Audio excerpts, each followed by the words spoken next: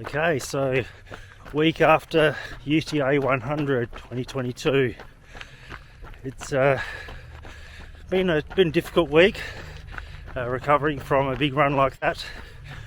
Thanks for everyone for watching. I think there's probably some new viewers on the channel now. Yeah, it was a very big event and didn't go according to plan for me, but I think that makes it quite relatable for a lot of people, so yeah, quite watchable content. Anyway, just a bit more of a debrief on the race. I think I may have had COVID at the time I was racing, because since the race I have had COVID. I had a sore throat 2 nights before the race, which cleared up with drinking a lot of water, and then day after the race had very runny nose while I was eating spicy food. So I don't know whether that's definitive. During the race I also had to blow my nose quite a few times in the first couple of hours. That could have just been the cold. That's usually, my nose runs and I sniffle a bit in these vlogs when it's cold.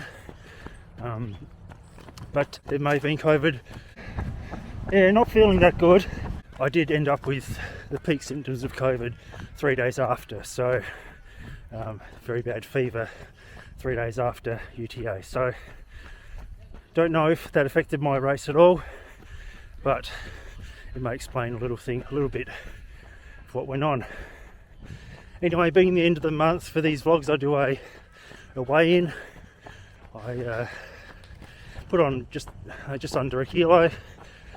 So a little bit of weight gain with the taper and recovery eating, but now it's time to rebuild for Tarawera. So I've had most of the week off. The COVID symptoms have been, for me, mostly just a bad fever and a head cold. There hasn't been too much in the way of chestiness, although I have had the occasional irritated throat. So we'll see how we go with it all. Halloween, there was going to be, I guess, me walking around like a zombie. The fact that I had a fever a few days after meant that the post-race soreness hung around for longer than what you usually get. You usually get a couple of days of being very sore and not sure you're going to be able to get out of bed, but that happened for a couple more days for me. Anyway, it's been a week now, going for an easy run, and the fact that I've been off my feet has meant that hopefully I can build up without these foot issues that have been hampering my training over the last year. I'll just have to build up slowly and see how it goes. Done a couple walks. Yeah, very nice walks. We did walk after the race as well as walking locally, so that's a bit of recovery, just moving, being out in nature, getting some vitamin D.